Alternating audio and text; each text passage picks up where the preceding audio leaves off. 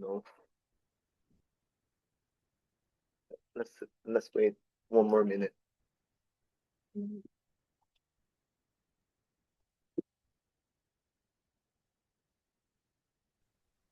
You guys can start. Oh, okay. Thank Good you. morning. Yeah, good morning. Good morning. Good morning, everyone. Today I'm going to start EGM Conference.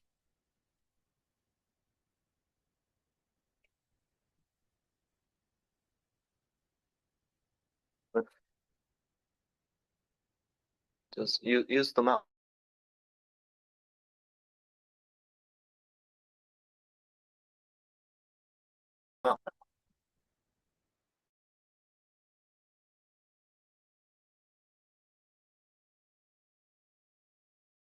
Coffee. Coffee, okay, coffee. Let's start. Okay, so this is a silent rhythm ECG.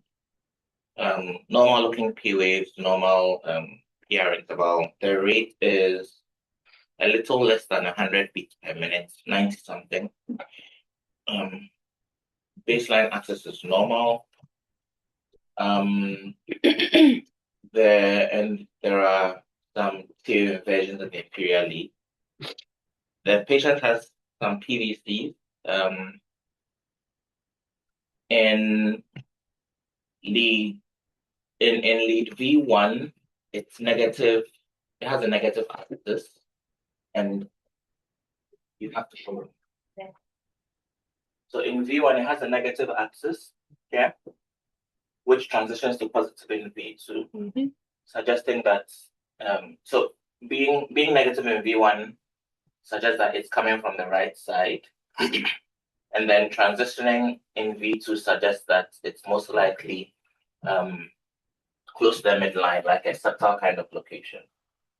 And then in lead 1 is positive, suggesting that it's anterior. And 2 and 3 are negative, suggesting that it's from the base.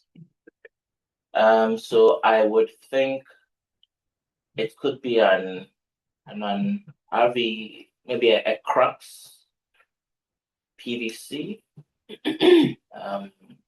That's what I think. Thank you. Okay. Hagama. Yeah.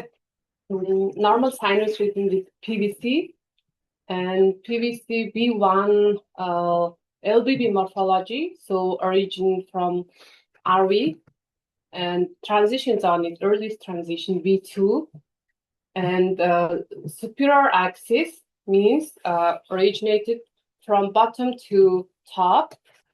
And I think lead 1 positive means more posterior side.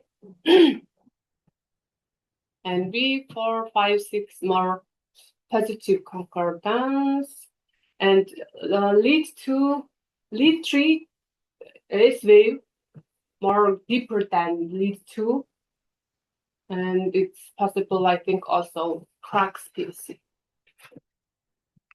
Okay, Kyo. Yes. ECG shows the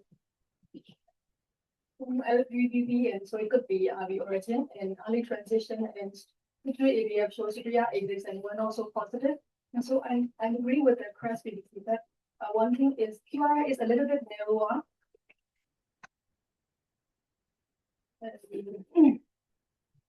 And also another difference is it could be moderate or band. Okay, you're suggesting crux or moderator band, right? Yeah. How about you? Yeah.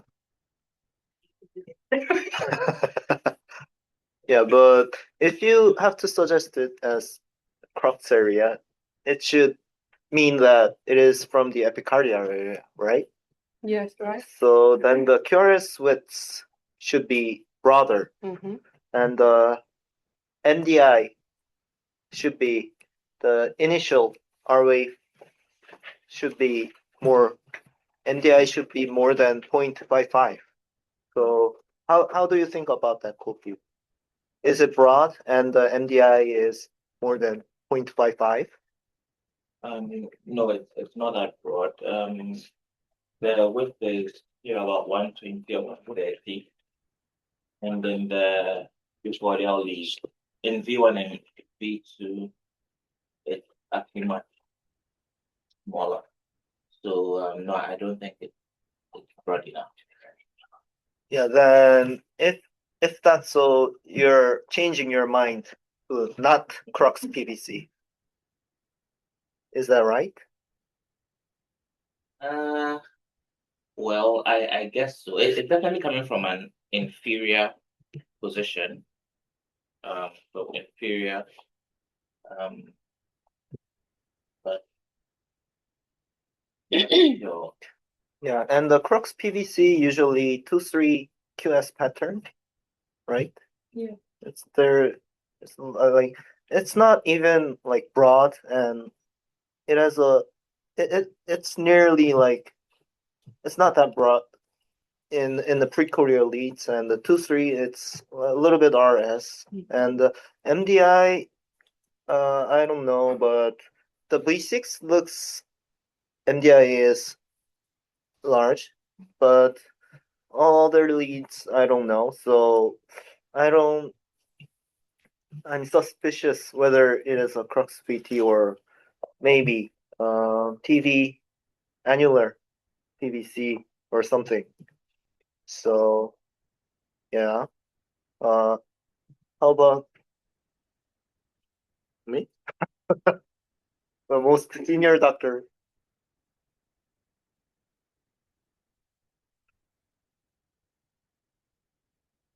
MDI is small, smaller than 1.5 this patient. Maybe not in V6, V5. It looks The MDI is bigger. yeah in V5, 6. But if it's from the Crux area, the QRS should be like broader. Maybe. So let's ask. I think R wave in the V2 is too big Too big. for practice venues. Yeah, that's true. And one criteria, R wave is smaller than Yeah. 1 millivoltage. How about can you Dr. Wang? can you use Dr. Huang's help?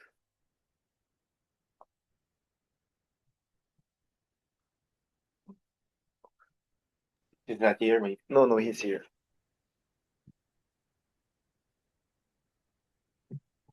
Okay. Good morning. Under. Can you hear me? Your Can you hear me? Yes or no? voice is not.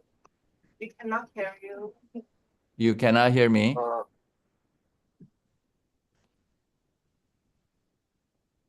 Can you hear me? Oh, no. My internet is no good? Good morning, Dr. Wang. I can hear you well. They said that cannot hear me. Yonsei University. Yonsei University, you guys' speaker is well connected. Cambodia can hear me very well. Hello? Dr. Wang, we cannot hear you. I think I can hear you very well. maybe he can't hear us. Dr. Huang? Yes, I'm here. Maybe I can connect. Audio. He said something. Let's see. I think, okay, maybe I can connect with the cell phone.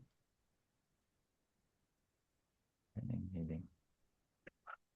Hello? 근데 방금 들렸는데. Can you hear We me? heard them. We heard them at the initial. Can you hear me?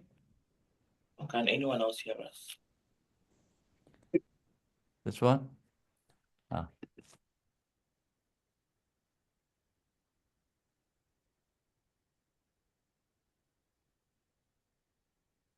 She Papa also cannot hear him.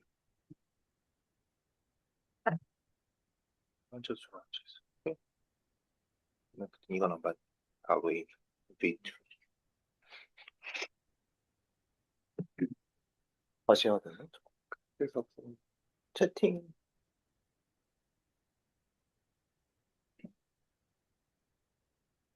행. Check several speaker, please. Yeah. All others can hear, but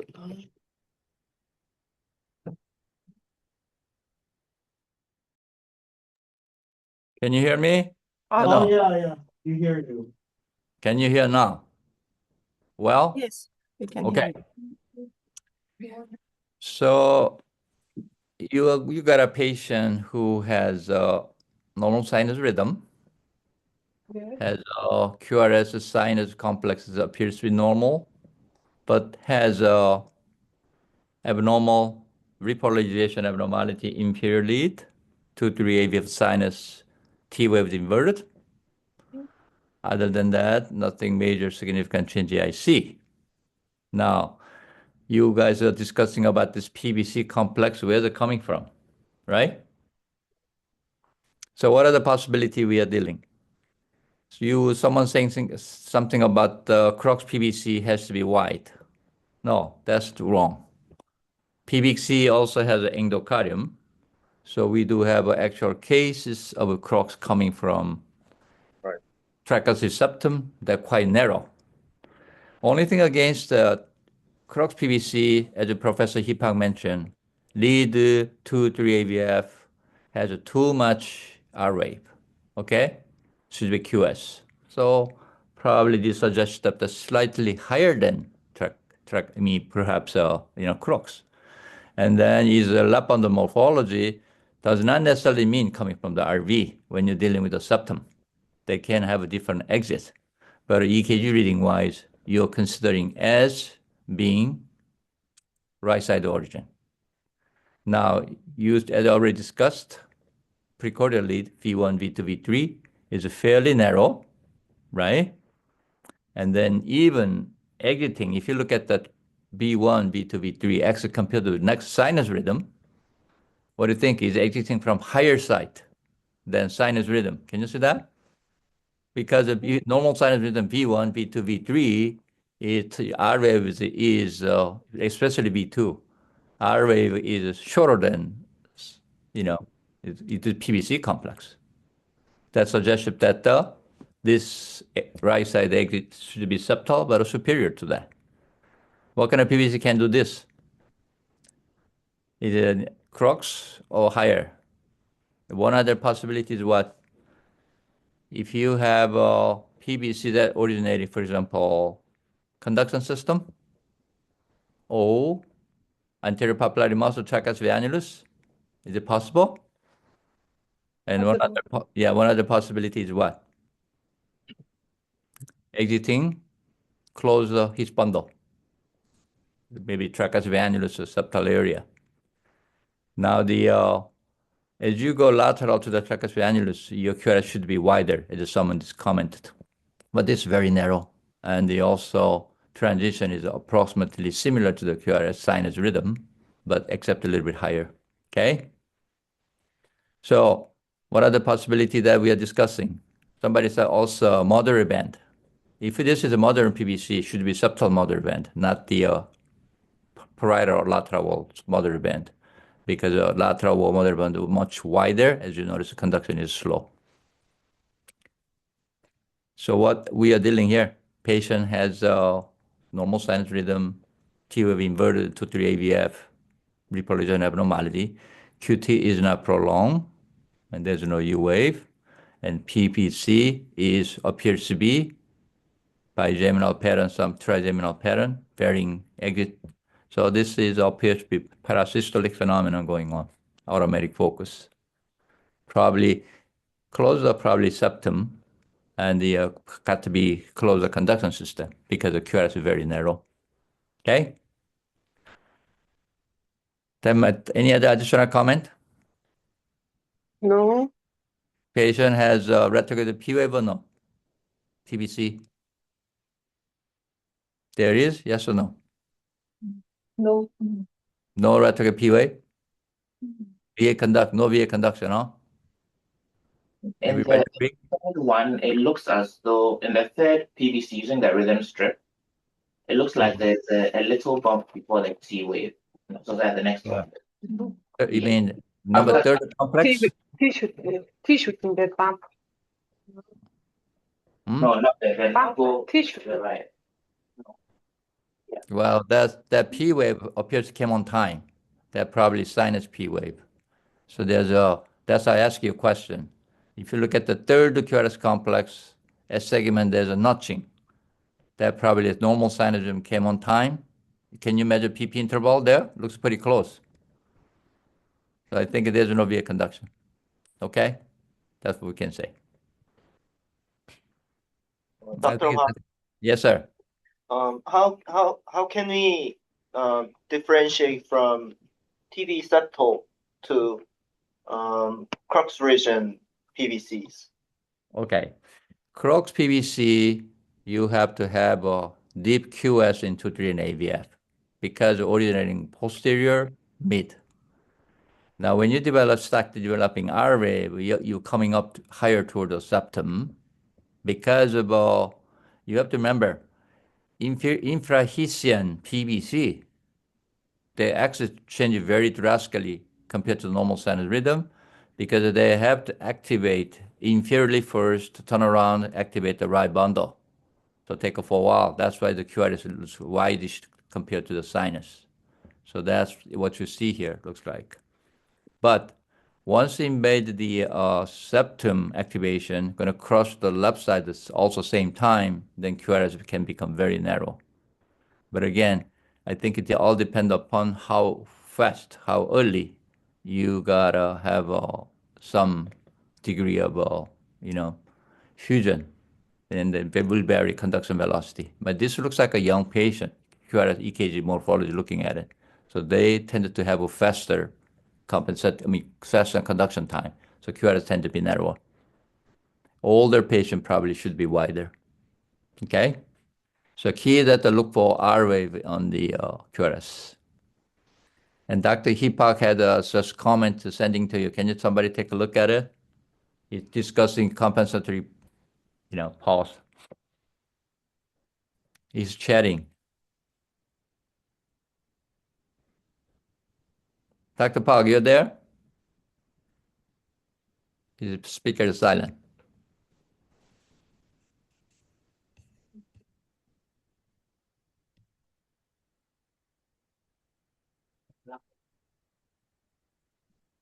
I think he's not on the speaker. Okay. So he said that the compensatory pulse exclude the VA conduction of PVC. Is that correct? I'm not sure. Yeah. Better measure. Okay?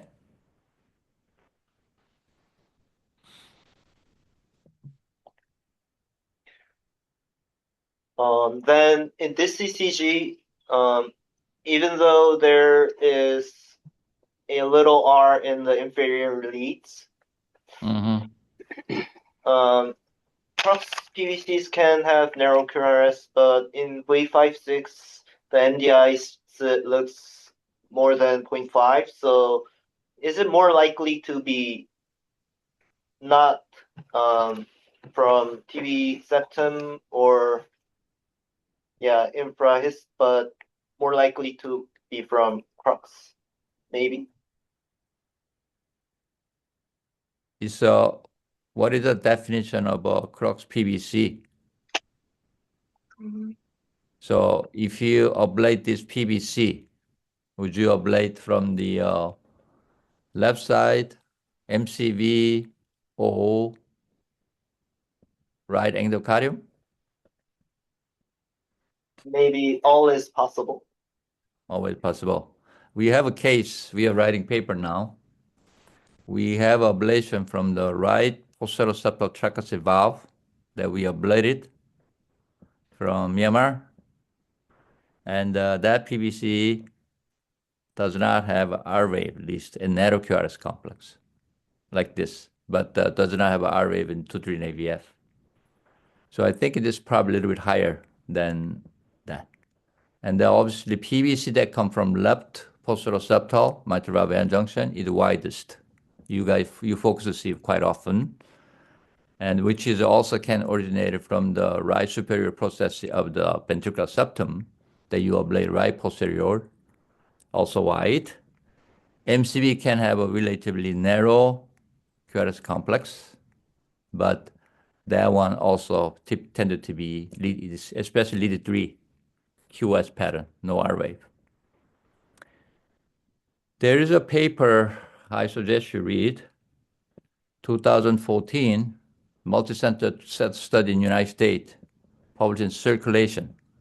And I think the last author is Machlinsky, I believe.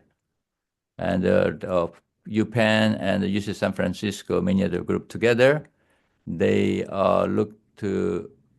they did a multi-center study. They classified the crux PVC based on the location, and they suggested even some of them epicardial.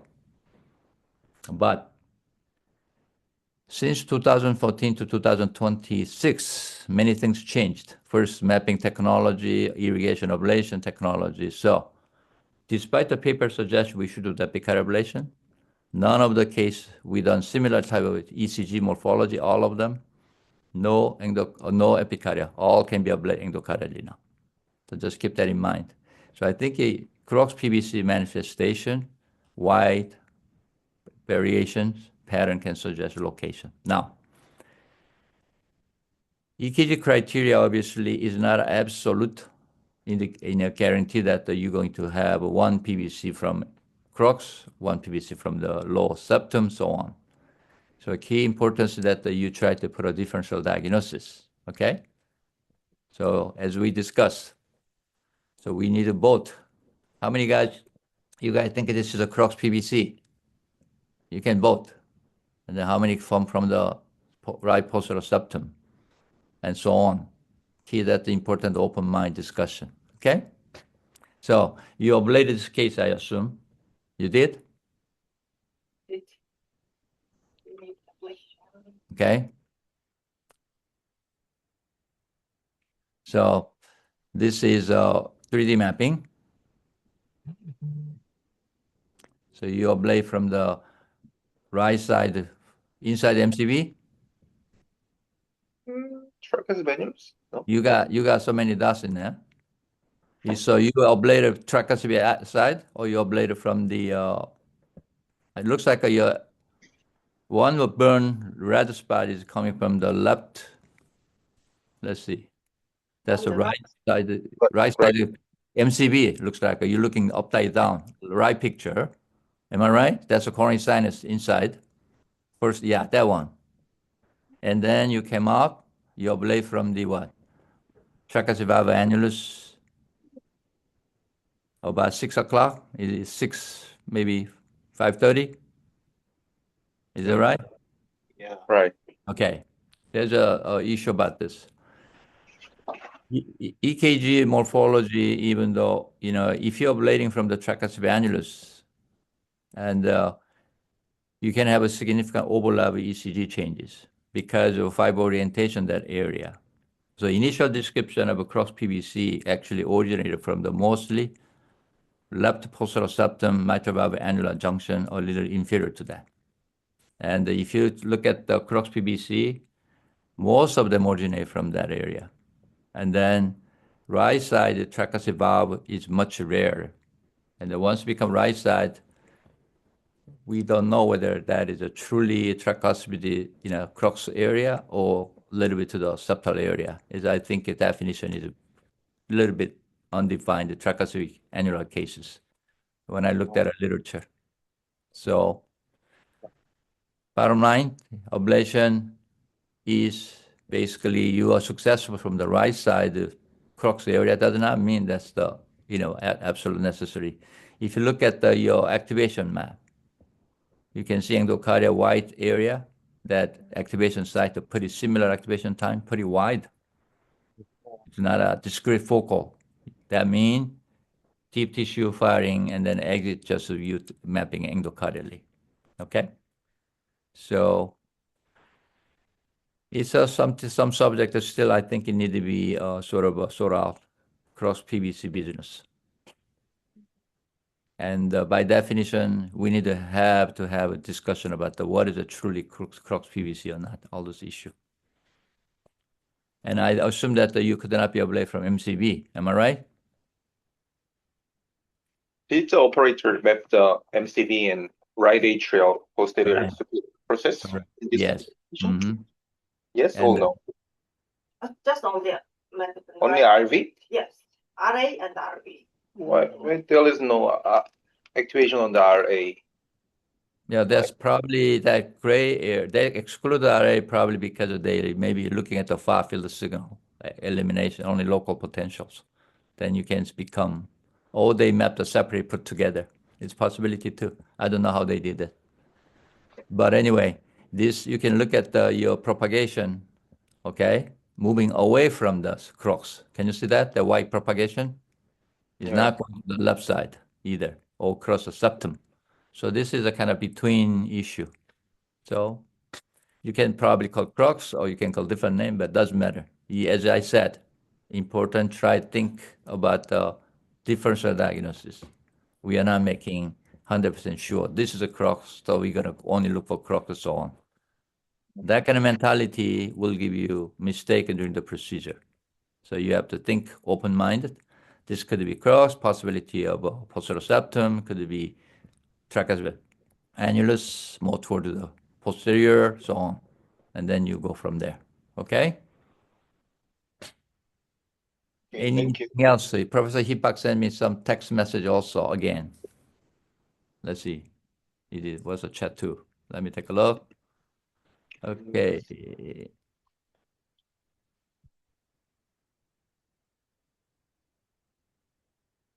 LV crux.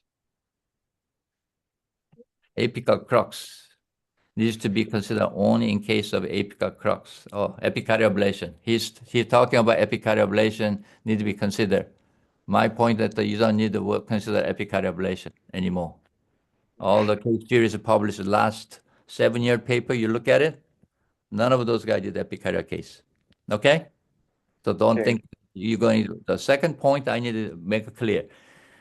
Posterior wall along the crux, you got a lot of extra sort of, pericardial structure. Those are MCB, posterior vein, and then you got PDA artery, and then you got a lot of fat tissue covering that area. If you get in there through the pericardium, you try to map that, your ablation is not going to be very effective because you have to burn through the fat tissue, number one. Number two, other issue is you have the risk of injuring blood vessel. Okay? So I don't know anyone recently really truly done epicardial mapping to ablate this epicardial crux. Now, there have been cases that they were able to ablate from inside the MCB a little deeper, but that depends upon diameter of the vein that you find. Some patients, MCB narrow down fairly quickly after the ostium. Your catheter can get wedged. You cannot deliver any burn from there. Therefore, it is something that you want to really think twice before you do that. Okay?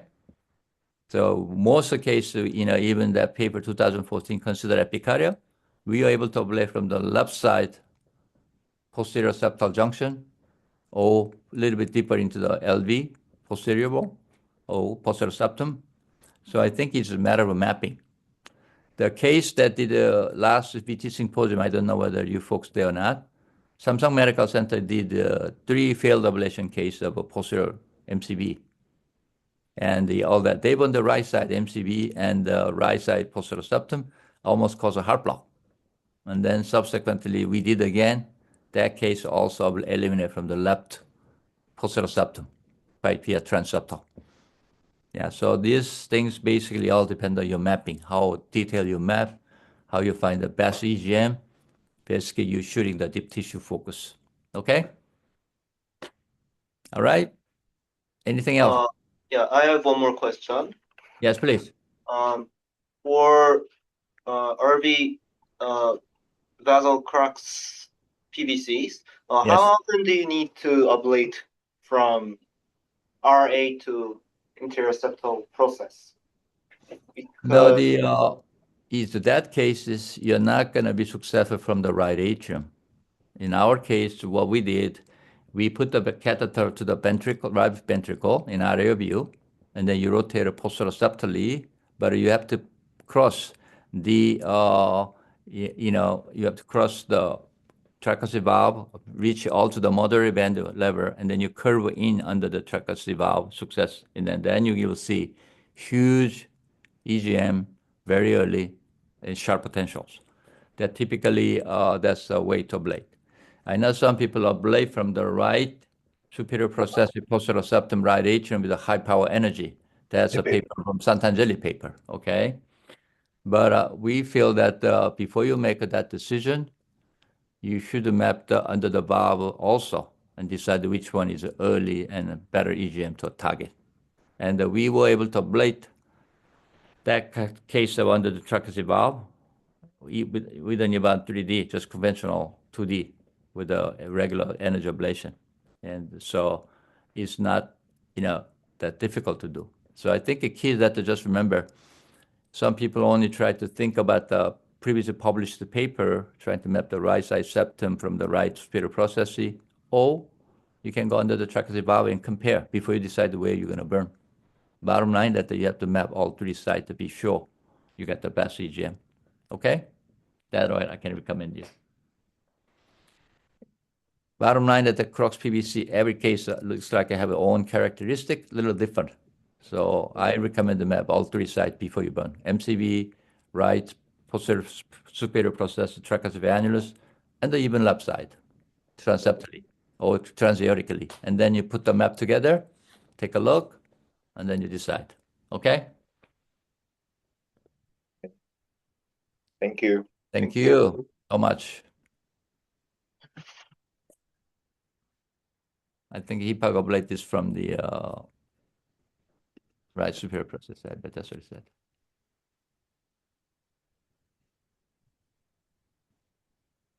So he said the LV Crux B wave, he said. But there is some discrepancy map and successful side. Why the yellow dot is on the right ventricle? I don't know why. Dr. Pak said that this looks like a left side of Crux PBC, but even the B1 has a little R wave, but that's not true always. Okay, it's a young person. Looks like it doesn't look like an older guy. How old this patient was? 58 years old. How much? How old? 58. 58. Okay. And then that T wave abnormality went away after ablation. Do you know? Still there a little bit, getting better. That's good. So this is another phenomenon we see. Crux PBCs can cause a significant persistent cardiac memory changes, like a T wave inversion into 3 NVF. Okay? After ablation, many of them normalize if they don't have no other structural heart disease. Okay, so you should do a EGM conference? Yes.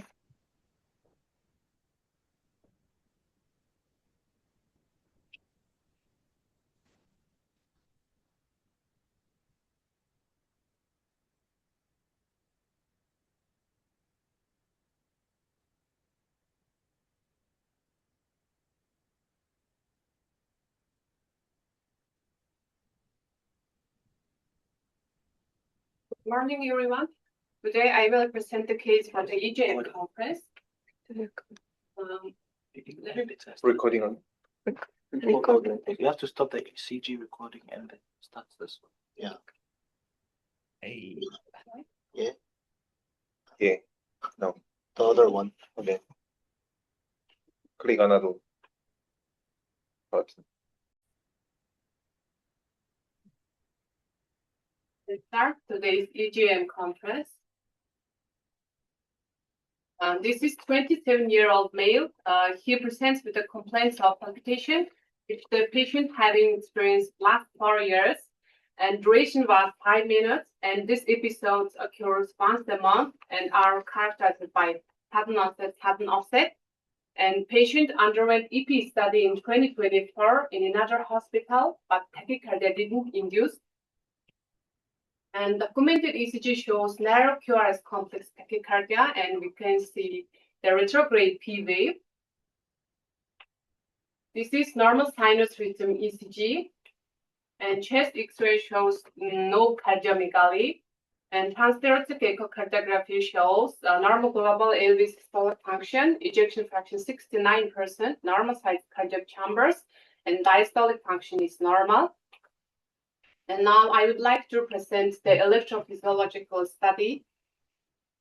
This is initial catheter position, RAO, LAO, and 2 quadripolar catheter was placed in HIS and RV area respectively, and dodecapolar catheter was placed in RA and coronary sinus. And basic rhythm was sinus rhythm, and cycle length was 1027 milliseconds, AH interval 93 milliseconds, HV interval 52 milliseconds, and QRS duration was 90 milliseconds. During RV pacing 500 milliseconds, the earliest retrograde atrial activation was recorded in HIS 1-2. VA block cycle length was observed by RVP 260 milliseconds. And after that, single ventricular extra stimulus started, and there were no VA decremental property.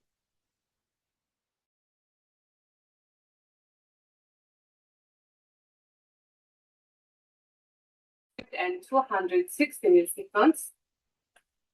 VERP was observed by single ventricular extra stimulus 600 and 200 milliseconds.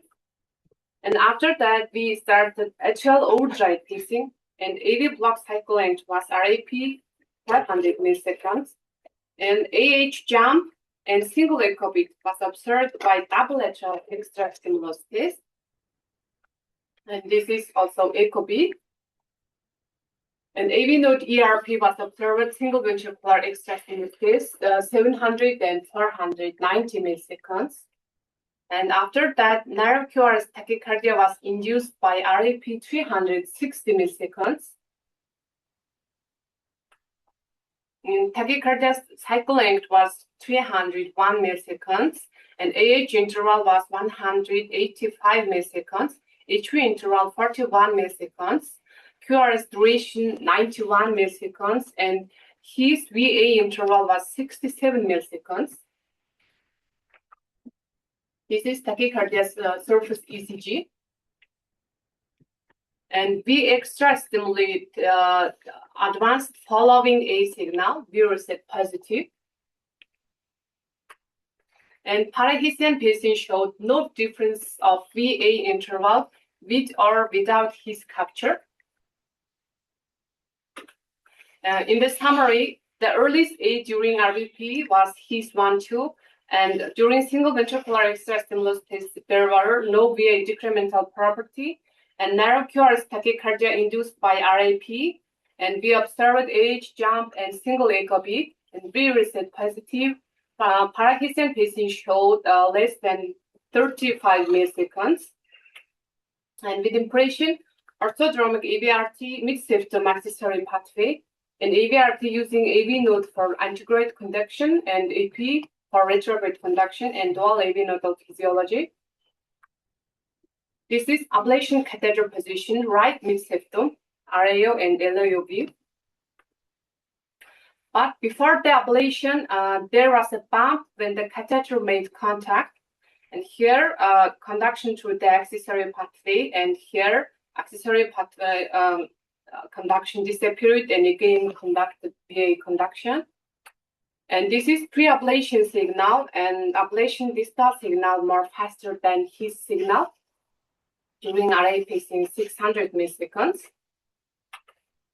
And junction rhythm was observed during ablation, and accessory pathway potential was observed very close to his, and enough ablation was done right mid-septum. And after that, the subsequently transeptal puncture was performed and followed by ablation at the left mid-septum. And this is ablation catheter position. This is left mid-septum pre-ablation signal during RA pacing 600 milliseconds. And also we observed during the ablation junctional rhythm was observed. And after ablation, however, tachycardia recurred and self-terminated after 1 minute. And this is after ablation 12-lead ECG, and given the high risk of heart block, the procedure was terminated. And we are planning, if the patient experiences recurrent tachycardia, we will next time consider 3D and cryoablation. Thank you for your attention.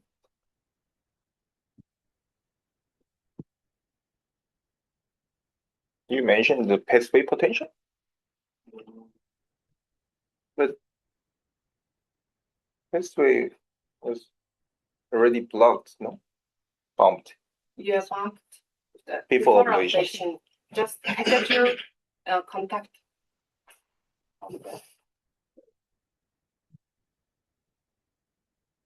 So after bumping, the potential EGM is not that meaningful, right? No? Yeah. This is after bumping. No? Yeah, after bumping, right? Pre-ablation. You mentioned something is earlier than something. What? Well, ablation distal signal is more faster, I think. VEGM, you mean? Yeah. It's just local V, no? I think it's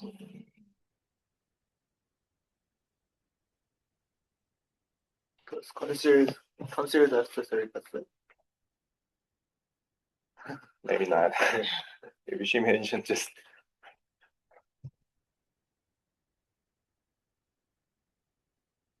and the Parisian pacing.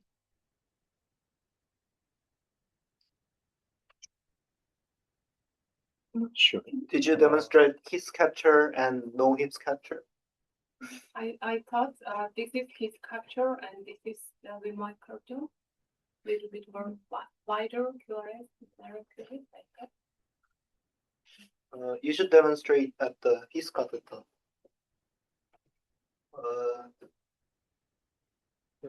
They used his catheter for pacing. Did you check the pacing output with V capture, V and his capture, by decremental adjusting the pacing output? No. It is something weird. The first one is wide, and second one is narrow, and third one again wide.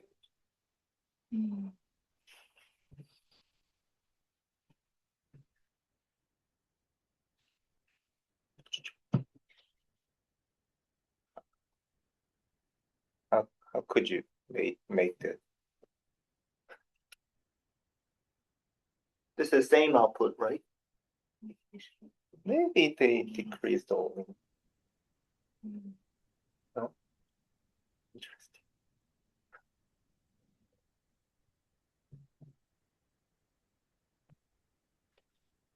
So you guys discussing. Can you hear me? Hello. Please.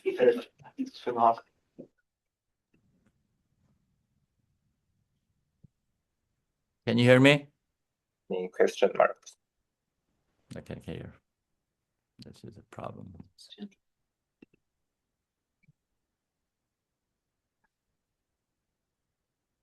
Can you hear me? Once again. Not that I cannot hear you.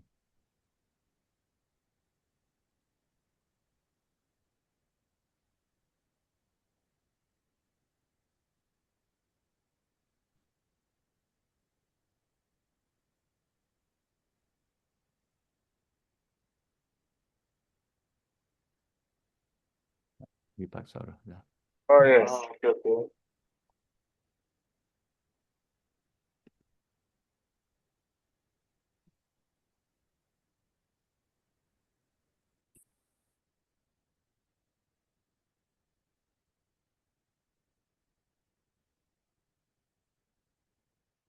Can you check you guys' speaker?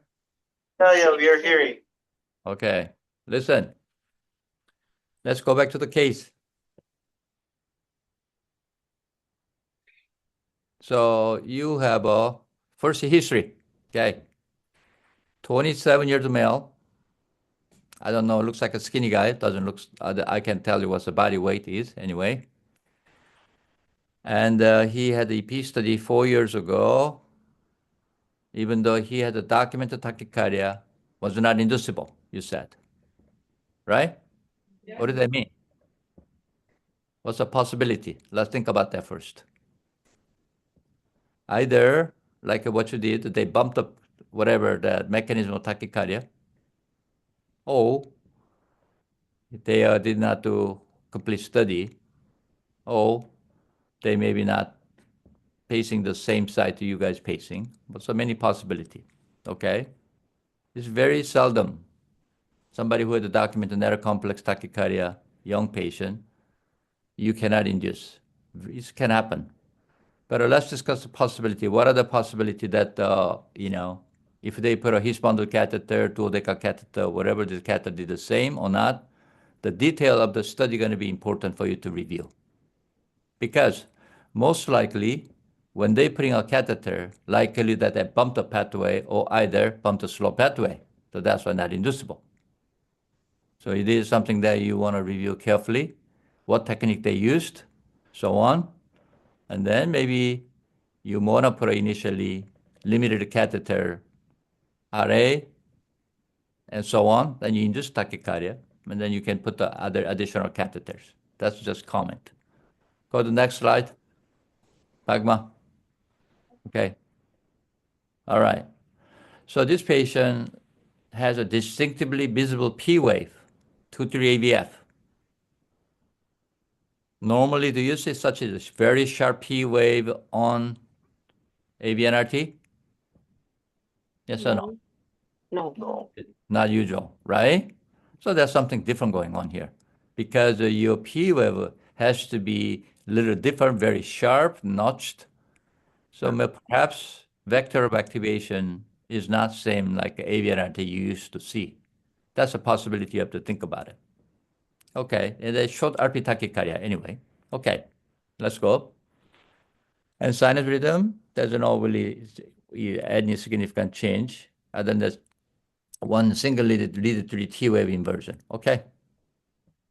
So chest X-ray, very skinny, long heart. Okay, keep going. So you put a duodeca catheter, you put a his bundle, and then you got the RV catheter. Now you pay again. You're pacing RV septum here, right? Can you show intracardiac EGM now, please? What do you see in RV catheter? Very sharp R wave, spiky signals, and then also relatively sharp upstroke in proximal. And you're using wide spacing electrode. What is the disadvantage about using wide electrode spacing? Pagma? Field of capture is wide. Okay? So anything around will capture. So if you try to study SVT, especially X-ray pathway, you don't want to capture right bundle, anything like that. Because that actually reduces the differential diagnosis efficacy of pacing. Okay? All right. So, no, go back there. What's unusual about this patient? Your HB is really, locally 1-2 HB looks like a shorter, but when you record the HB 1-4 wide spacing, which has become quite broad, far field, and that looks 52, and the V is relatively earlyish then, because of your endocardial activation surface ECG. So a little looks unusual, a little earlier than I like to see. Okay, so let's move on. Next. So you pace VA conduction. Here, since you don't have a very clear-cut A, his A, can you see that? Far field A. You maybe perhaps want to adjust his bundle catheter at this point. slightly pull it out so you can see better A next time. Okay? This is for the suggestion for you to do EP study in Mongolia. All right? You can't tell 100% sure where the A start. Maybe right after the his distal, that notching, or just where you're measuring. Okay? Keep going. So you have you said a non-decremental, right? Yes. Yes. PA block there, non-decremental. Okay. And then next. So that's a block basically. And the ERP, okay. Keep going. So here HR pacing, cycle length, Yes. yeah, just like a 2-to-1 block, seems to me. And there was no jump. There is jump, H jump, and single echo beat. So there was a H jump and single echo beat. So he got, do I even know the physiology? Okay. No, you're going too fast. Slow down. Go back to look at the echo beat. Where the earliest A is during the echo beat? Can you point out? Yes. Where is A? His A or CSA? Okay. What is this? You think that's A? So your A, if you look at the far field, his bundle 1-4. Yeah, that second bump. Is it almost time as the CS? Look at the CS 3-4. It all lines up, right? That's not the same VA activation you saw during the B pacing. Is it? Different. So if you go back to the VA pacing, go to V pacing. You show us. Yeah, right here. You same? Different. During the echo and reticular B pacing, not same. Because here you can see better A. He's 1-4. That's second potential. Yeah. So certainly, dual vena physiology conduction, your septal A appears to become a little bit later, CS become earlyish. Okay? All right. Just remember that. Keep going now. Okay? So keep going. Then you induced tachycardia once, I think. Am I correct? You had a tachycardia event once. Right? Yeah, here. Is this CS activation with the tachycardia same as the dual AV nodal conduction? No, different. Right? Because your CS7 and A became earlier now, right? Clearly. And the septal A became a little bit latish.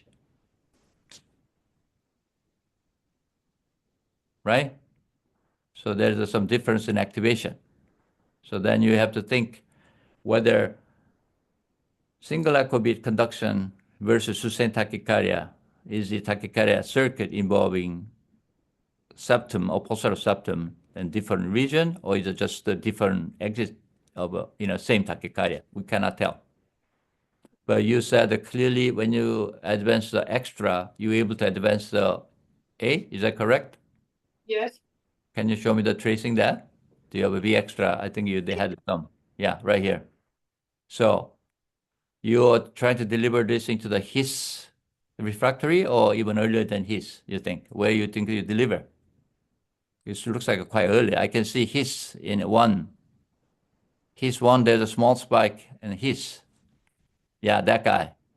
And then come back the next. And then you deliver this stimulant. I think it came earlier then. And you advance the tachycardia same activation sequence. And this sequence, you can see clearly earliest is CS 910, right? CS 910, his H910 is earlier retrograde A, yes. Then your ablation, I don't know where you put ablation. So in radiographically, CS 910 appears to be inside the CS ostium. Am I right? Yeah. Okay, initially that's what I saw.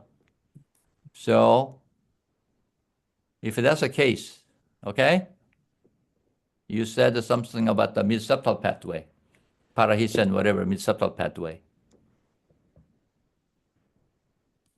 unless you find the retrograde A during the tachycardia mid-septum earlier, I don't know you can say that. That is my worry. Okay? So keep going.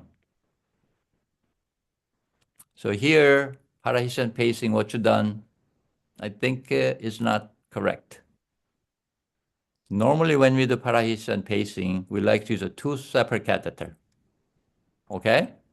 One his bundle catheter that does not move clearly shows the his bundle potential. And then second catheter just adjacent to the his bundle. And then you pace really low output. Or you can use a multi-electrode catheter that record a serial his bundle. And then you can pace from distal pair to see the his bundle capture and loss. Narrow complex EKG, wide complex ECG, helpful. But measure truly his parahisian pacing, also to exclude the possibility of A capture, you really need to see multi-electrode catheter display or either two separate catheter. Next time you try to do that, then you will have not such confusion. Okay? Okay. Okay? All right. So I think I'm not sure I can conclude here based on the slight narrowing of the QRS complex and say that this is good parahisian pacing. Okay. All right, let's go.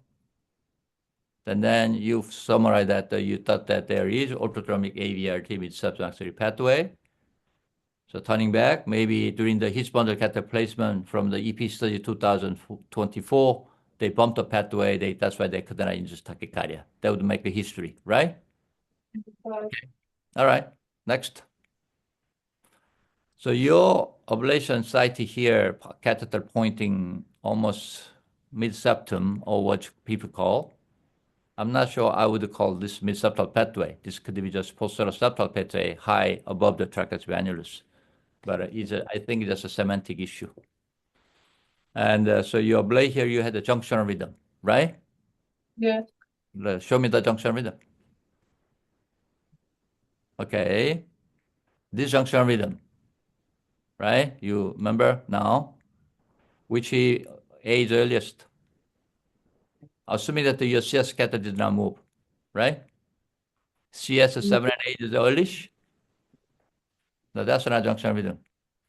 Echo beat you're talking. Back, first beat. Yeah, that's a junctional rhythm you're talking, I assume. Am I right? That's a junctional. Right? Or no? We're referring junctional rhythm. The one you're pointing earlier is just A pacing, B pace together. This is junctional rhythm. I see two junctional beat here during the burn, assuming. So that junctional beat, earliest this activation is, well, CS7 and 8 looks like ablation is also looks like a proximal earlier, right? Ablation proximal. 34A, yeah, that's earlier. So clearly originate from the catheter, okay? And then you had a left side ablation also. So my question, why did you go to left side? What make you guys go to left side? How do you know a pathway is still there? Or what to target since you bumped it? Or you're just trying to burn anatomically? Is that what you're trying to do?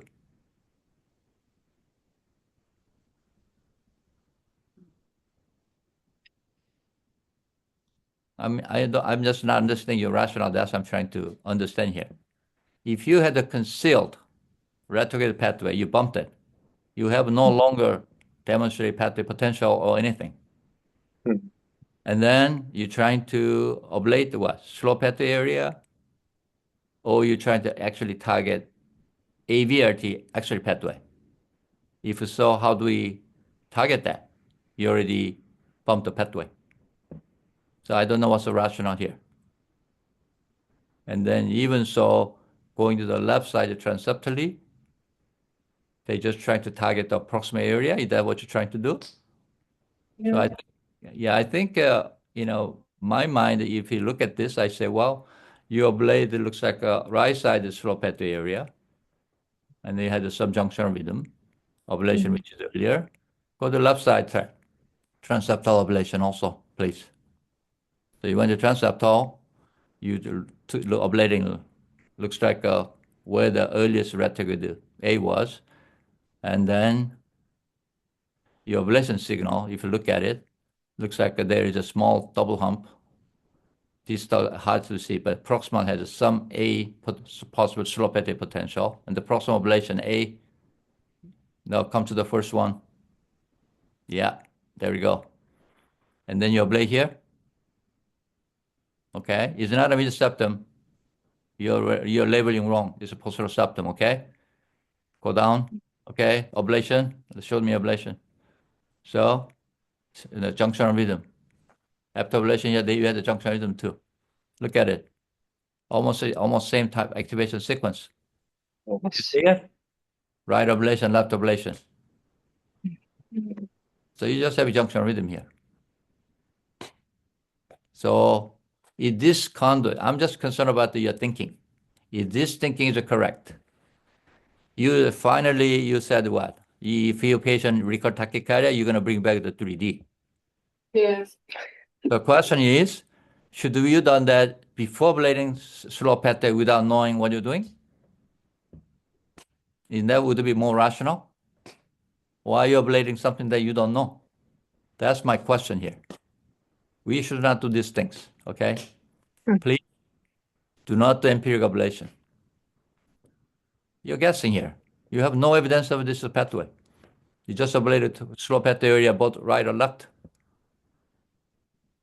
Because you, without demonstrating slow pathway, involved the mechanism of tachycardia. Okay? So maybe what you've done, since the tachycardia induction only one, and then you cannot induce anymore, there's no evidence of VA conduction to the pathway, maybe you should have waited it 30, 40 minutes without burning. If it don't come back, hey, that's the same thing what happened. Then you may say, okay, next time we're going to bring back the patient, honestly tell the patient, look, we bumped the pathway. I don't think we can see anymore. And we're going to approach it a little different, 3D mapping, so on. You can explain to the patient. That would be much better rational approach to me than just blindly hoping that was a site in burning. That's what I say. Anybody has any other idea? Please give a different opinion about it. So it is something that you need to always think through. Okay? Yeah. Now, most important question coming now. Let's assume this patient tachycardia comes back. Now, how are you going to approach? Is the 3D mapping going to do different? 3D mapping actually increase the chance of bumping. So then how should we approach this? I think is a more important task. How do we increase the chance of mapping this carefully and ablate next time when the patient comes back? That's what I would say. If you already know that the possible mechanism of tachycardia in the septum, right? So then, is it possible that we just put a carefully right atrial catheter first, only, and then pace to see whether A pacing can induce tachycardia in this patient, okay? And then document that, and then add carefully smaller size catheter, softer catheter to his bundle, so on. So soft to small diameter catheter, I think can be helpful. Number two, what else can be helpful? We don't think of many times, this such a difficult patient, only pediatric, I think about it. Esophageal lead also sometimes can be used. Avoid intracardiac manipulation, okay? Pediatric EP guys use quite a bit esophageal lead. Why not? So you put an esophageal electrode and you can record, or sometimes you can pace from there. Also give you some idea, which will give you idea about the left atrial activation. Okay? So those things we can do. So it is important that start thinking and be a little bit more creative about what to do. And you already have a coronary sinus catheter before. I'm not sure, you would going to need another coronary sinus catheter if you're going to use a 3D mapping. I think a minimum number of catheter placement would be useful in this case. You already done basic EP study and all that. Okay. Any other additional comment can helpful for Pagma?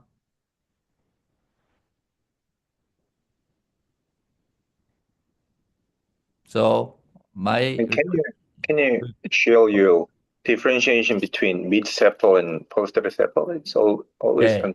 So yeah, it's a very confusing terminology, and all the focus when we started the ablation procedure, we attempted to become more precise location we call mid-septal, anteroseptal, posteroseptal. Okay. So posteroseptal general concept is that referring to close the crux and the coronary sinus ostium. Mid-septal between his bundle and the above the coronary sinus, some people say, and then anteroseptum obviously around the his. Now, if we use Jackman's criteria, he really doesn't like to call mid-septal. The reason is that the infrahisian structures commonly share a significant portion of superior posteroseptal axillary pathways. So I tended to classify catatrachosis valve 3 o'clock, LA view. Okay? Anything below, I call posteroseptum. Anything above, anteroseptal. Anteroseptal can be infrahisian, suprahisian, parahisian to the left side, so on. Posteroseptal, same way. You can do right side posteroseptal, left posteroseptal, and coronary sinus, O. Right side septal can be close to slow pathway area. All that I call posteroseptal axillary pathway. Because if you look at the muscle fiber of posteroseptal axillary pathway, they can reach all the way up to the mid-septum many times. Therefore, I think it's meaningless. Only thing that I think people get confused would be infrahisian pathway that cross underneath the in HR side, infrahisian, but their ventricular insertion going to be lower. So almost like just above the tragus annulus. So this is, I think, confusion. So to minimize that, I just call anteroseptal, posteroseptal, period. A cutoff line is a 3 o'clock tragus valve annulus in LA view. Okay? That's what I say. And that way, I think it simplified the mapping. Yeah. So I think this is maybe low mid-septal, people call, or posteroseptal pathway that could be easily bumped with probably catheter insertions. So I think we just need to be careful, put a small his-bundle catheter, soft one made as a marker, and then next time, maybe you just have to map. Now, the challenge is a concealed pathway. So I think a lot of people, may argue that whether can we do this different way? Yes, certainly, why not? You can do transaortic LV catheter to pace a ventricle, septal. Okay? That way you avoid getting to the tragus annulus. We've done that too. And then pace from there, and then look at the rhetoric activation of the pathway and ablate from there. That's another trick that you can use.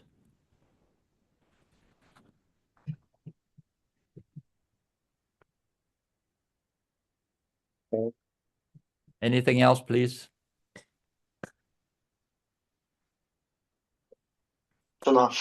I'm sorry, but can you explain once more?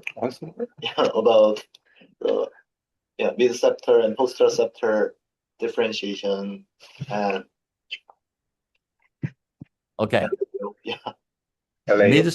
Mid-septal is between the traditionally people say below the his, but the delineation is not very clear.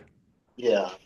So some people if you call mid-septal, posteroseptal, anteroseptal, we should differentiate, I think, terminally differently. Is a parahisian axillary pathway, mid-septal pathway, posteroseptal pathway. Okay?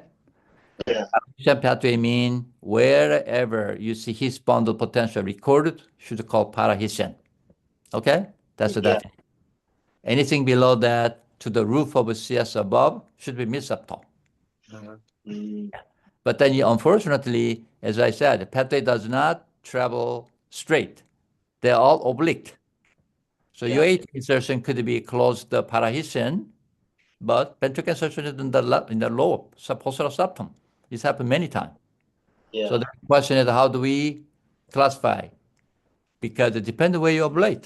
If you ablate midsection of the pathway, it's going to be subtle.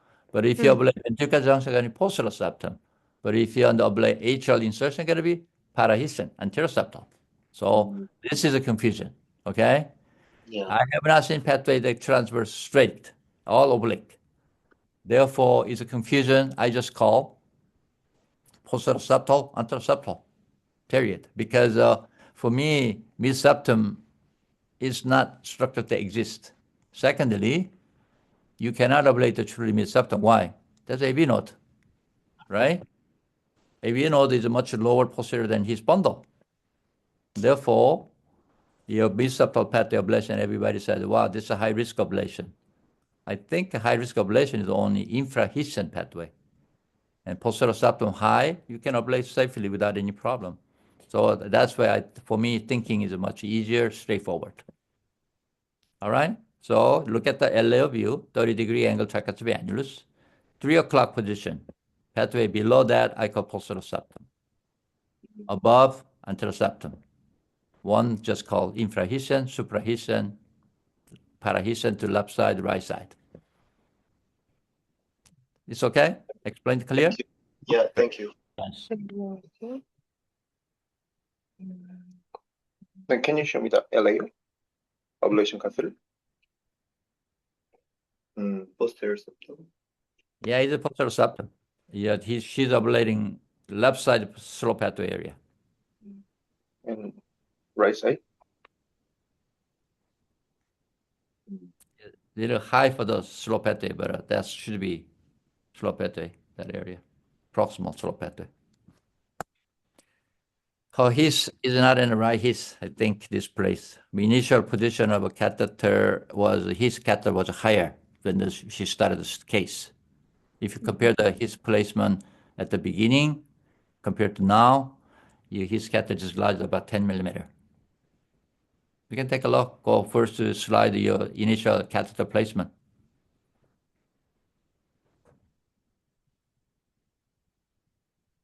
Right there, you see? Right. How your his was? And you see higher.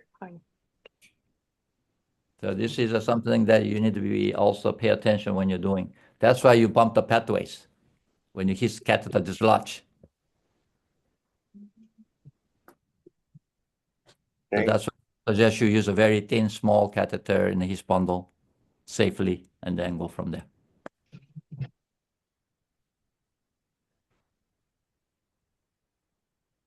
Thank you, Dr. Wang. Safe Thank you trip. so much, guys. Good work.